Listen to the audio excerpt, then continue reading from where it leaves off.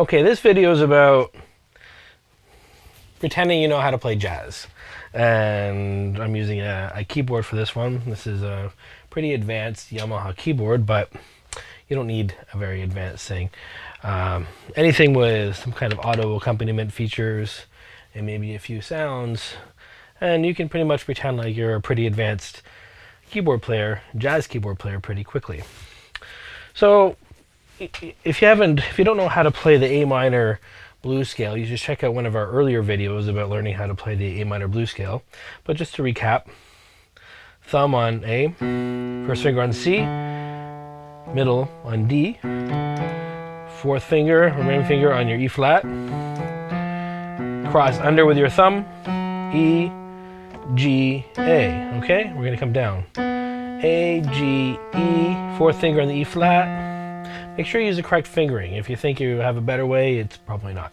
So fourth finger on the E flat, middle finger on the D, C, A. Of course, you can use any kind of fingering you like. You know, the best way to do something is do it every way. But for this, do this. If you want a second octave, you can cross over with your thumb again. So A, C, D, E flat, E, G, cross under with your thumb, A. So here you only have a two note cross under. Now,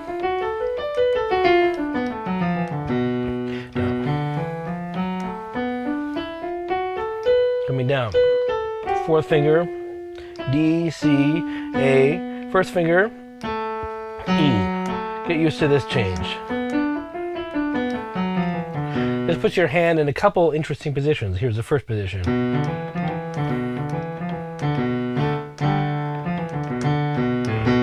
You can do a bunch of stuff here. When you cross over, you can get into position number 2. You can do different things in this position. And you can do it up an octave. Do it up another octave. So now we're going to learn to play some interesting jazz chords, a few very basic ones. We're going to play something called a 2-5-1 progression. 2-5-1 progression is very common in jazz. We're just going to do a very basic one. In the key of C, well, the 2 chord is D. 1, 2. It's actually D minor, or D minor 7. The 5 is G7, and the 1 is C major 7. Now, this is about playing like an easy trick video. So instead of playing D minor 7, just do this. Play it all 5, or play 4 notes in a row. C, D, E, F, and A. Sounds like crap, right? But when you put on the accompaniment, all of a sudden, it's really nice. Sorry. With your keyboard, make sure you have it on a multi-fingered mode. Depending on the keyboard you have, is going to be an interesting jazz chord. In this case, this is a D minor 7, 9, or D minor 9. So again, we're just playing these 4 notes in a row, skipping 1, and our thumb here. C, D, E, F. Very easy to play. You don't have to worry about anything. It's just that. It's almost like that, but just that. And now, next chord, all we're doing is moving it up. Now we got our G13. So here's our D minor 9, G13. Easy.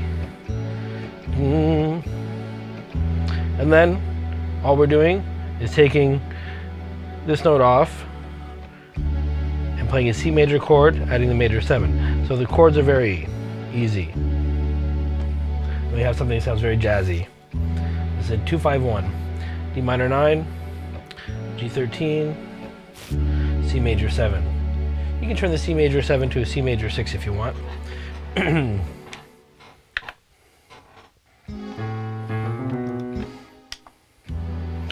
you're playing on a keyboard, many keyboards, the split point is on this F sharp. So that means above here is all your piano notes, and anything below here is your chords. But for this particular progression we're learning today, you don't really have to worry about crossing this line. Just here, here, and here. Everything above here, we can use our melody. So we're just going to play 2 and then play our scale.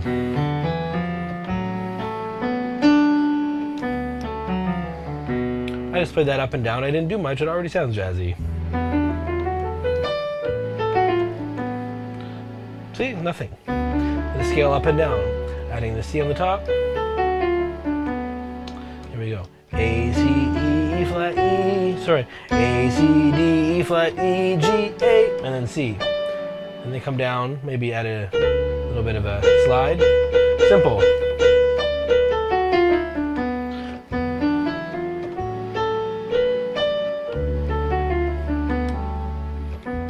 You go up 2 octaves, you go up.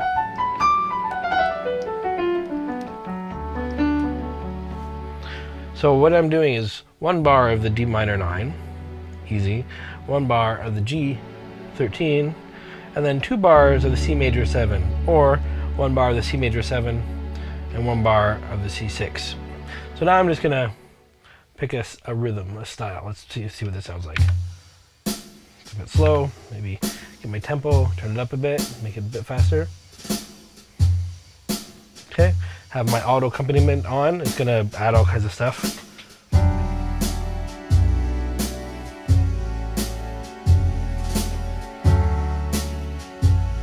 Really simple, but I sound really jazzy. Sound like I've been doing jazz for years. Well, I have, but you will sound like you've been doing jazz for years. So, here we go. Scale.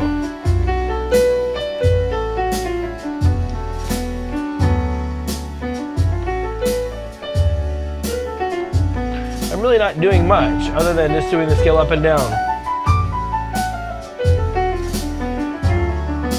Once you get a bit used to it, you can start doing a little bit more. You don't need to do much.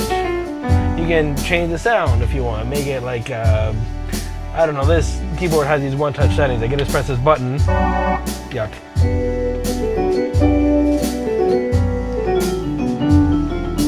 And it kind of makes a sound for me. If you don't want that, just find whatever you want. Let's try to find a saxophone.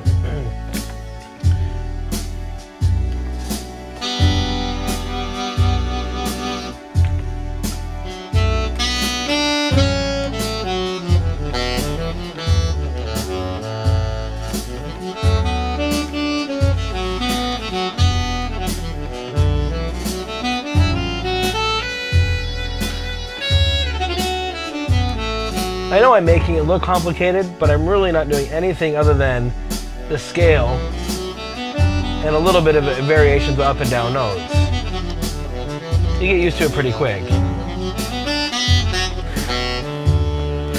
Okay, I'm gonna try E piano.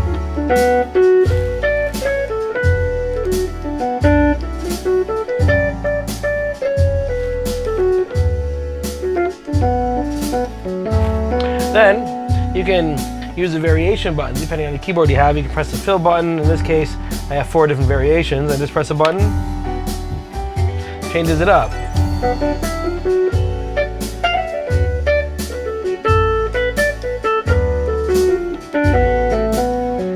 And this hand is just doing something simple, just repetitive. You get used to this really fast. In 10 minutes, you can do this. 1, 2, 3, 4, 1. Maybe I can hold a 4 bar.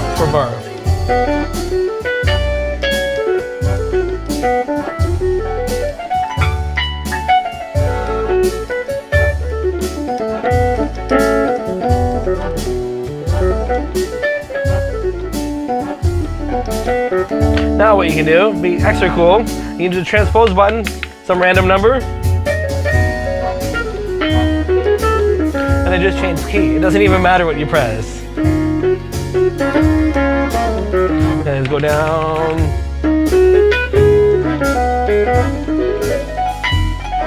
People are going to think you're running changes when you're really doing the exact same thing.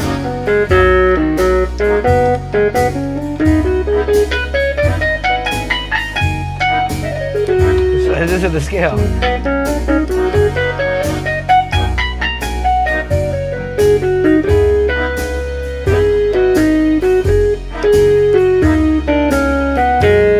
Back to the saxophone.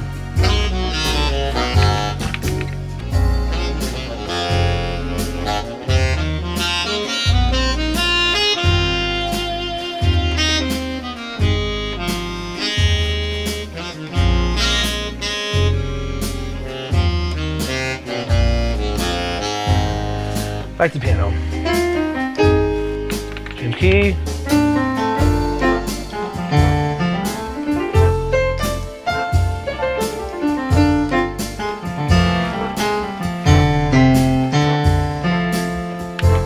Put on some simple ending. Now, if you don't have a keyboard like this, then this video really isn't for you. I mean, but almost every keyboard you own or that you can buy has a lot of these basic features. Audio accompaniment, and then it should just naturally figure out what you're playing. Why is this a D minor 9? Well, who cares? You know, figure that out in a different lesson. Why is this a G13? Same thing. This, of course, is a C major 7. It's a tetrachord. But the rest, just do it and have a bit of fun. And you can pretend you're a jazz musician.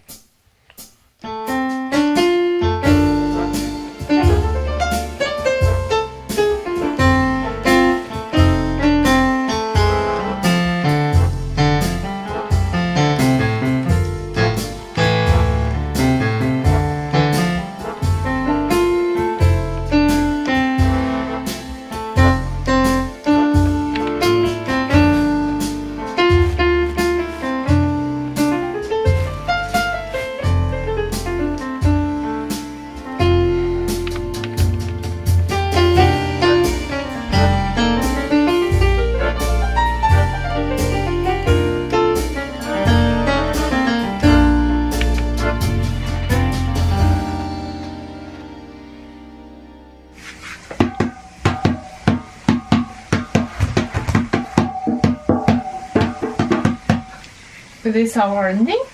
Yeah, so you can start. You didn't start? No, I mean you can start talking. Oh, start talking? Yeah. About what? The ending of the video. I don't know how to sing, how to play piano, how to play guitar, how to play drums, so what can I talk? If you want to follow my Instagram or my Facebook. So thank you for watching our awesome crash courses. If you like this video, if you learned anything, it would really help a lot if you press like the video. If you want to see more of our videos, and it would be a big help if you subscribe to our channel.